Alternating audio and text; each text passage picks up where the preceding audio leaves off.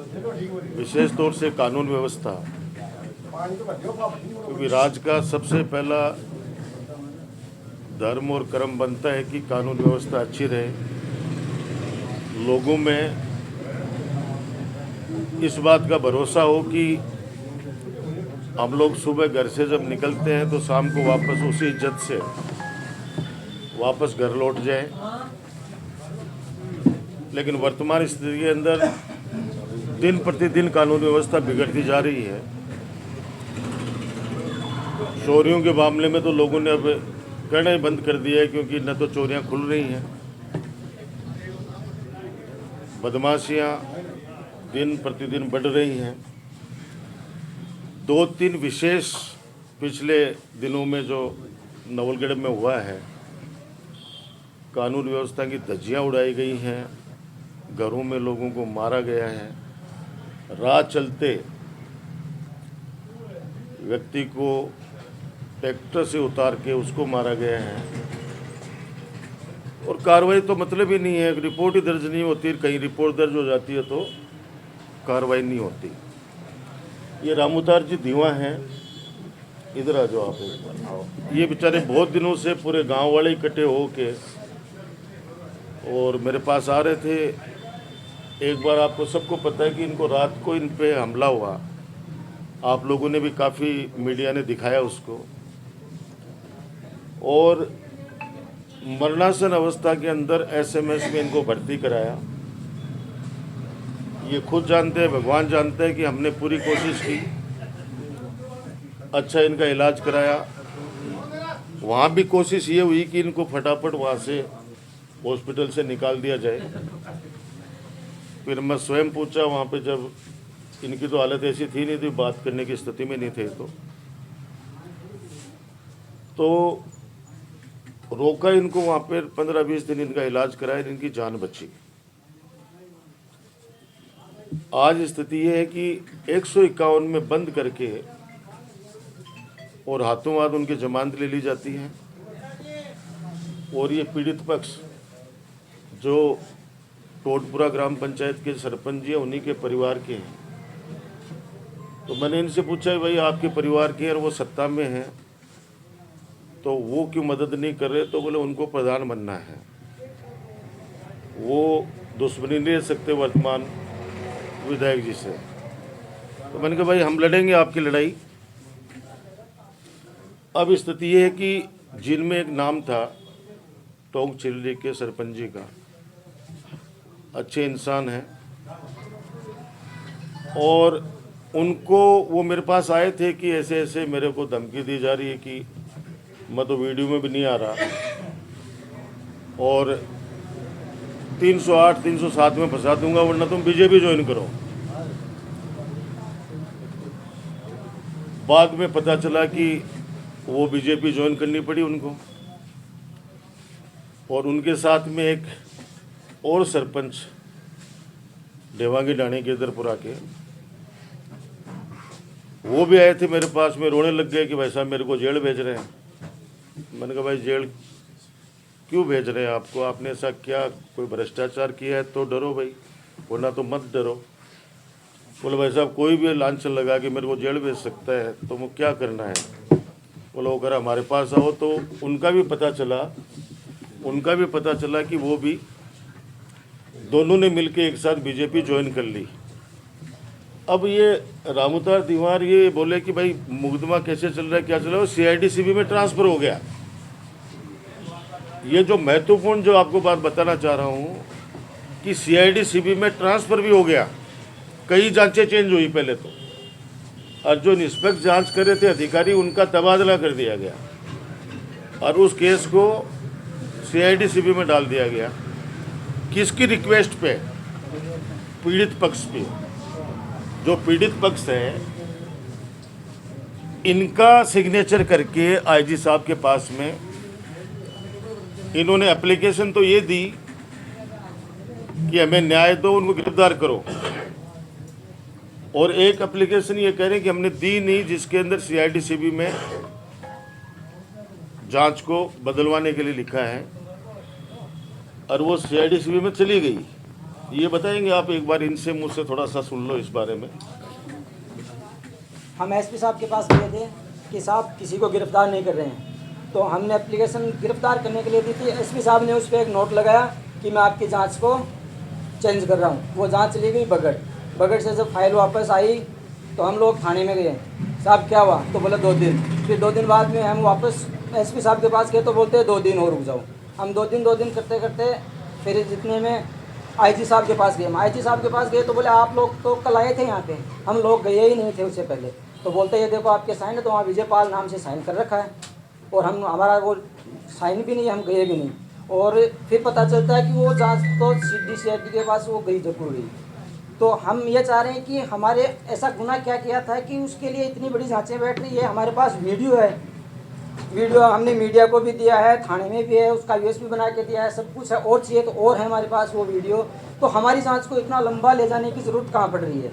और जो आरोपी हैं वो हमारे विधायक जी एक तरफ तो बोल रहे हैं कि मेरे ये जो भी बदमाश टाइप के आदमी हैं वो से है ही नहीं वो लेना देना, और वही बदमाश टाइप के लोग हमारे, तो वो बदमाश ही हमारे लिए, तो जो लोग उनको अभी माला पहना रहे हैं, उनको BJP ज्वाइन करवा रहे हैं, वो लोग ही आरोपी हैं। अब मेरा सीधा सीधा कहना यह है कि इन्होंने जांच नहीं चेंज कराई, फिर भी CID CB पे दे गई। मैं आपके माध्यम से SP साहब को कहना चाह रहा हूँ, आपने 1-2 अच्छी कार्रवाई की है तो आप पर भरोसा है जनता का, उस भरोसे को मत तोड़िए, उस भरोसे को मत तोड़िए, इनको न्याय दिलाइए। एक कितने महीने की बात हो गई है? 3.5 महीने हो गए, अभी तक कोई गिरफ्तारी नहीं है। फाइल को फुटबॉल बना दिए गए हैं, भय का माहौल है वहाँ पे, और लोगों की आस्था जो पुलिस के प्रति एक थोड़ा सा जगह था कि विश्वास, वो भी धीरे धीरे टूट रहा है।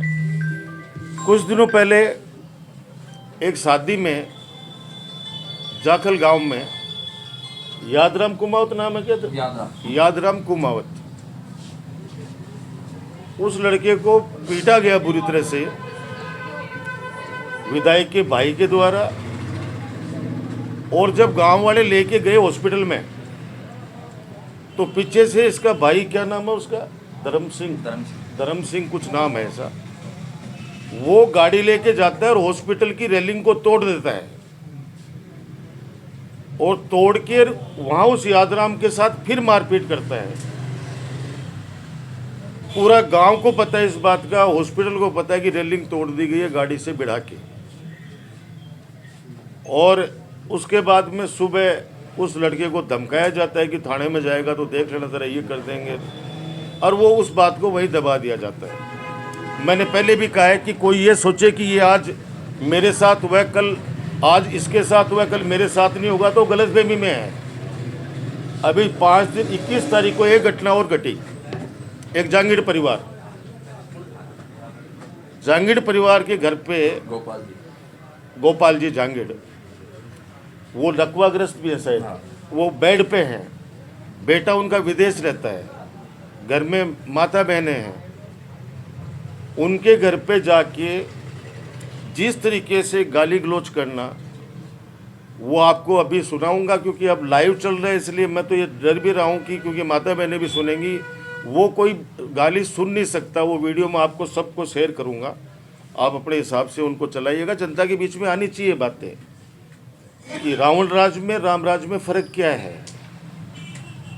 ये जो लोग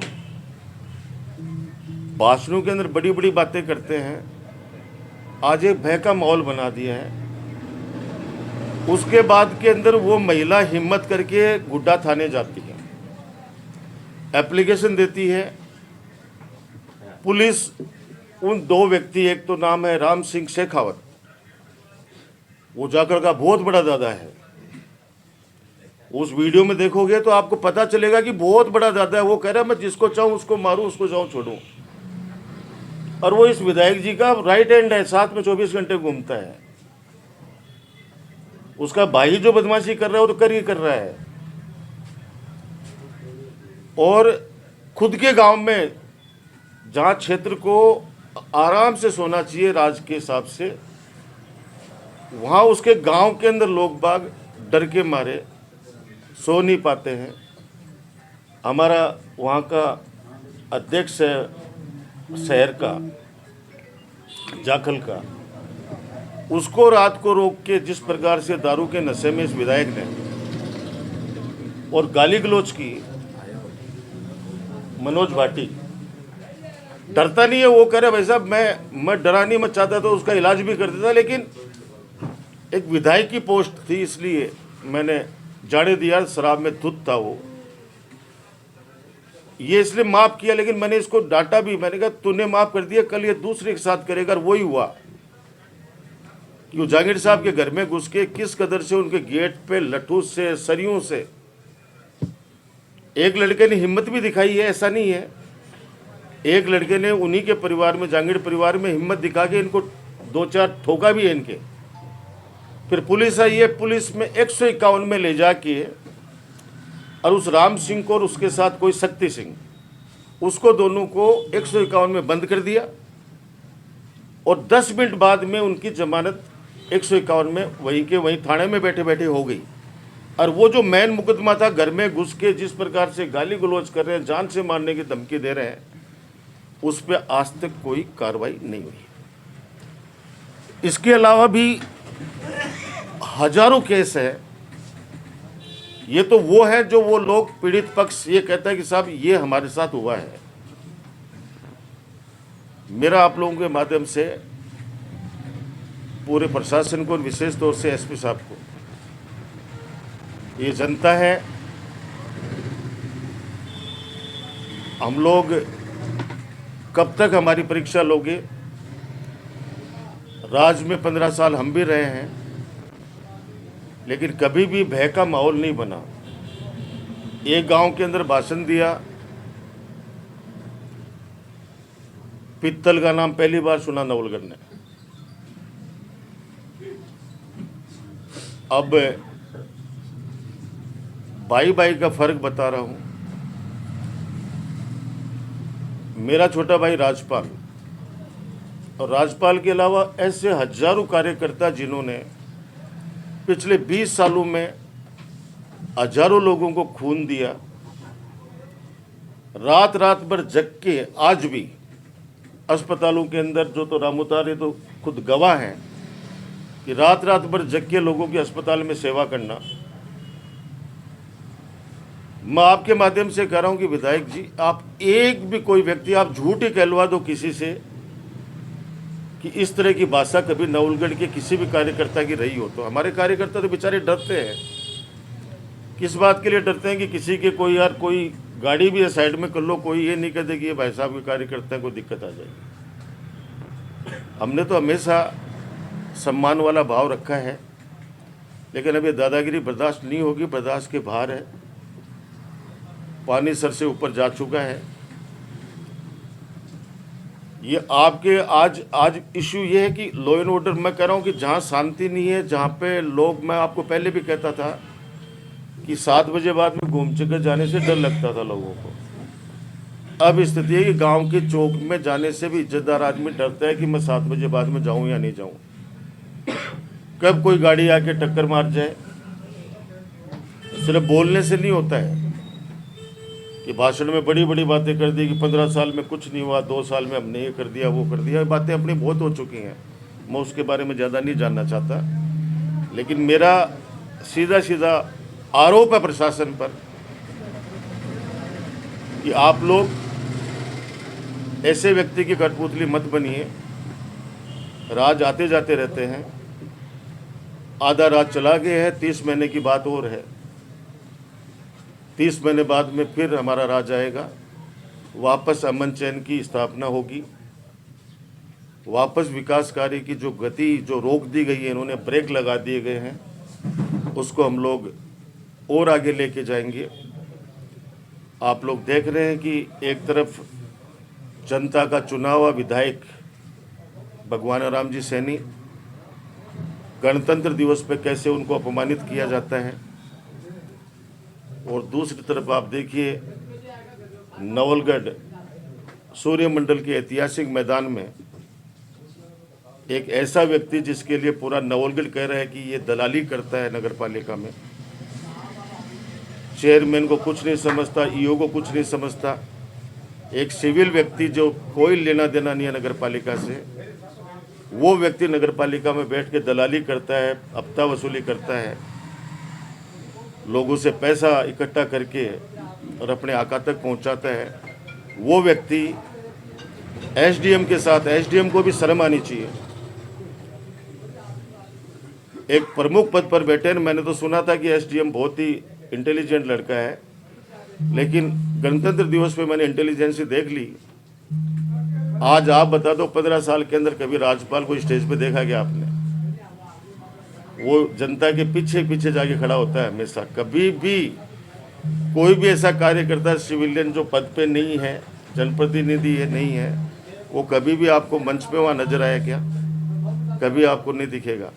लेकिन वो व्यक्ति जो पूरा नवलगढ़ जोर जोर से बाहर गाल रहा है, चिल्ला रहा है कि ये व्यक्ति नवलगढ़ नगर पालिका के अंदर बैठ के और वाल्मीकि समाज का हक खा गया। कोई हरियाणा की पता नहीं कहाँ की फर्म है, उसको लाके वाल्मीकि समाज का जो ठेका था करोड़ों का उनको दे दिया। जो सफाई कर्मी बेचारे वाल्मीकि समाज जो गंदगी साफ करते हैं समाज की,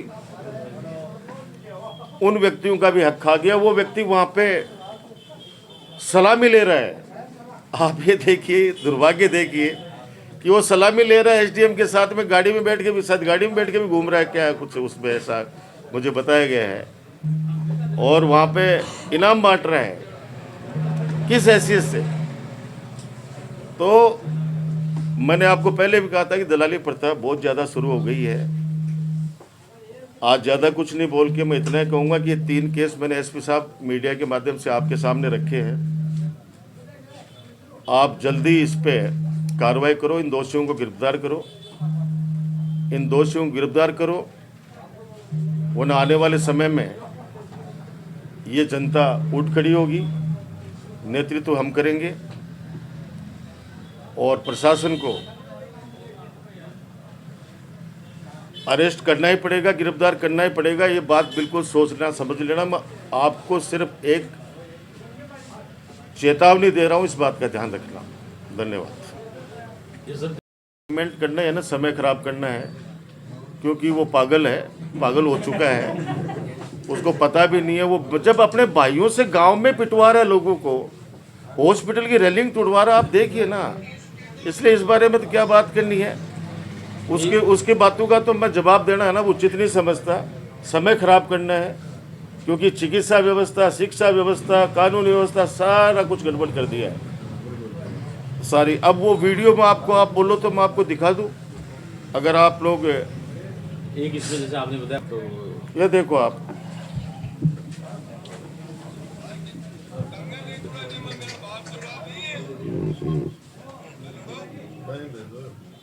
भेजूंगा अभी मैं।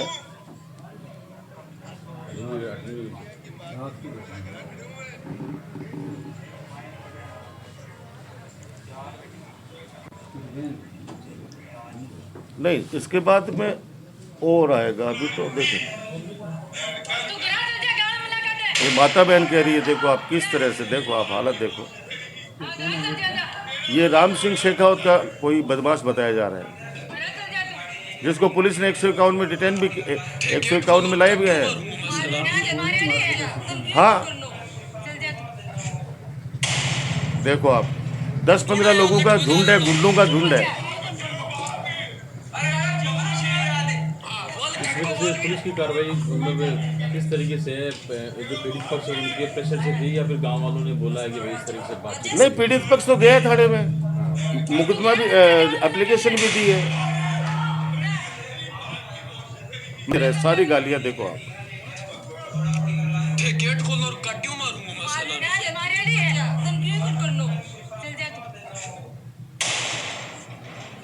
कौन है यार? लठ बजा लो, चुप हो जा। अरे यार चुप शेर आ दे, बोल कटको बोल भी। ये विवाद कैसे? मैं कह रहा हूँ कि विवाद का मतलब है किसी घर पे जाओगे आप? भाई विवाद अगर कोई होगा भी, मैं नहीं जानता, लेकिन किसी के घर पे जाके 10-15 गुंडे लेके अगर आप जाके हमला करते हो और पुलिस इतनी नपुंसक बन जाए कि उसको 151 में तो लाई ही है, इसका मतलब क्राइम तो वही है। भाई 151 में तो ला के उसको जमानत दी है, इसका मतलब क्राइम तो वही है। तो ये जो एप्लीकेशन उन्होंने बहन जी ने दी, एक एप्लीकेशन उन्होंने दी, उस एप्लीकेशन के ऊपर ये एप्लीकेशन उन्होंने दी, उस पर कोई कार्रवाई नहीं हुई। भाई जान से घर में घुस के, घर में 151 का बनता है क्या ये? आप कैसे अपराध को रोकोगे? अपराध को कैसे रोकोगे? और इसका तो जीता जागता है, इसको तो बेचारे को उतार के ट्रैक्टर, अपने घर जा रहा था तो इसको उतार के ट्रैक्टर के टायर के नीचे दे दिया। इसका देख लो आप, ये तो सबने देखा आपने। एक इसमें सरपंच पूर्ण म्हणजे उनका किस तरह रोल आ रहा है सामने वीडियो में मौजूद है वीडियो में। मैं कह रहा हूँ इन्वेस्टिगेशन का विषय है, लेकिन जो जो लास्ट में आएगा जो है उनको तो लाओ ना, उनको तो अरेस्ट करो ना। कौन मना कर रहा है? फिर उसको बीजेपी ज्वाइन करने की क्या आवश्यकता पड़ गई? आपको पता है ना, रोए थे मेरे पास, भावुक हो गए थे, वो भावुक हो गए थे, वो भी हो गया था, और वो महेंद्र सैनी शंकर सैनी दोनों वो भी हो गए थे। और उन दोनों को हाँ दोनों को जबरदस्ती इतनी सड़कें बनाई हैं, इतना काम हुआ है, और वो व्यक्ति कह रहा है 15 सालों में कोई काम नहीं हुआ, इसलिए मैं जा रहा हूँ छोड़। भ्रष्टाचारी है, अब इनको सबको सब ये ईमानदार हो गए। तो ये इश्यू था, मैंने आपके सामने रखा। तो खुला बोलता हूँ, पंचायत समिति का हक था मुकुंदगढ़ का। मुकुंदगढ़ पंचायत समिति बननी चाहिए थी, और आने वाले में अगर मौका पड़ा, भगवान का आशीर्वाद रहा, जनता का आशीर्वाद रहा, तो मुकुंदगढ़ ही बनेगी।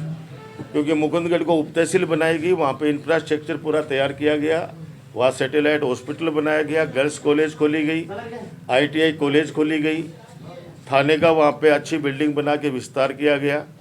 और आज़ादी के बाद से बहुत बड़ी मंडी हमारे मुकुंदगढ़ में है। तो मुकुंदगढ़ के अंदर बहुत सारी चीज़ें हैं जो वहाँ हो सकती थी। अब गोठड़ा हमारी ग्राम पंचायत, आज तक तो ये ग्राम पंचायत का भवन है, वो भी एक छोटी सी जगह पे है। तो इंफ्रास्ट्रक्चर डेवलप होना, अभी 2.5 साल में थाने की बिल्डिंग भी नहीं बना पाए ये लोग, ज़मीन है नहीं। तो आज कोई व्यक्ति, अब कोलशा वाला गोठड़ा, बिरोल वाला भी गोठड़ा जाएगा, बिरोल तो बिल्कुल नवलगढ़ के टच में है, और बाय वाला भी गोठड़ा जाएगा। कोई साधन भी नहीं है, कैसे जाएंगे बेचारे? साधन 10% 20% लोगों के पास है।